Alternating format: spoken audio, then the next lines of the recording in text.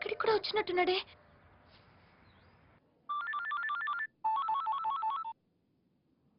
Hello hello uncle, నేను నందిని.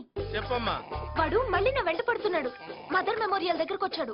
వాడు వస్తాడు, నేను రాలేను. ఏం జరిగింది అంకుల్? వాడు బాడీ బిల్డర్ అనుకుంటా, మనకు తెలియక పెద్ద కేర్ తీసుకోలేదు.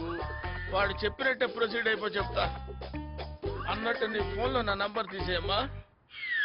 माँ जी, मेरे बेटे को आंख देने के लिए तेरेसा ट्रस्ट वाले वादा किया, मगर ऑपरेशन के लिए 50,000 रुपया होना पड़ता है. आप थोड़ा मदद कीजिए माँ. 50,000? అంత డబ్బు నేనెలా ఇవ్వగలను? మీరు ఇవ్వగలరు.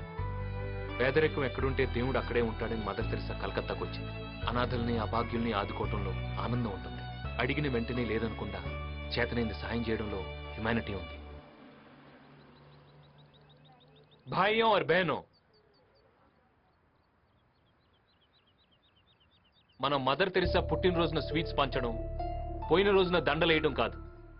ఆవిడ చేసిన మంచి పనుల్లో మనం కొన్నైనా చేద్దాం. ఈ అబ్బాయికి కళ్ళు లేవు.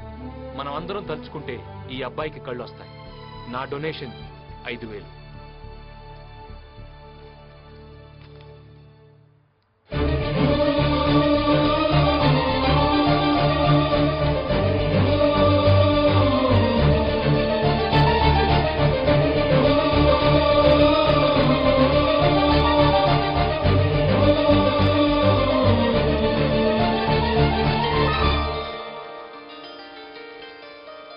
बहुत ऐसा किया साहब, बहुत ऐसा किया.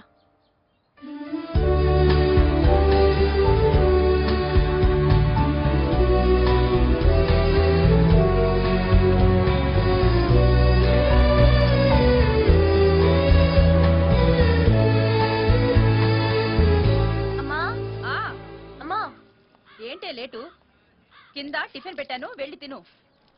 తింటానులేమ్మా. ముందేం చెప్పేది విను.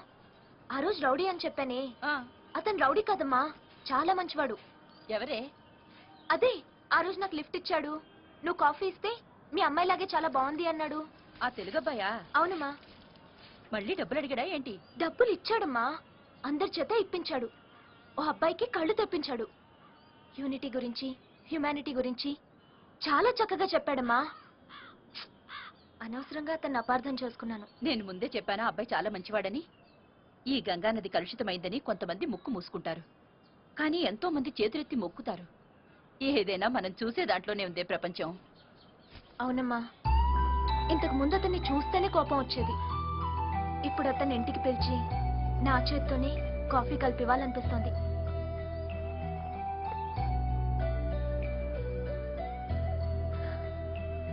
మంచోడు.